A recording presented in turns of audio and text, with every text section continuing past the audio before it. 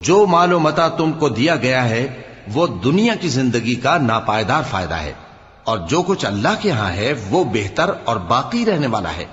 یعنی ان لوگوں کے لیے جو ایمان لائے اور اپنے پروردگار پر بھروسہ رکھتے ہیں، اور جو بڑے بڑے گناہوں اور بے حیائی کے کاموں سے پرہیز کرتے ہیں، اور جب غصہ آتا ہے تو معاف کر دیتے ہیں،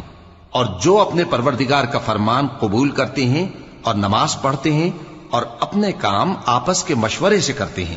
اور جو مال ہم نے ان کو عطا فرمایا ہے اس میں سے خرچ کرتے ہیں، اور جو ایسے ہیں کہ جب ان پر ظلم و زیادتی ہو تو مناسب طریقے سے بدلہ بھی لیتے ہیں، اور برائی کا بدلہ تو اسی طرح کی برائی ہے، مگر جو درگزر کرے اور معاملے کو درست کر دے تو اس کا بدلہ اللہ کے ذمے ہے۔ اس میں شک نہیں کہ وہ ظلم کرنے والوں کو پسند نہیں فرماتا،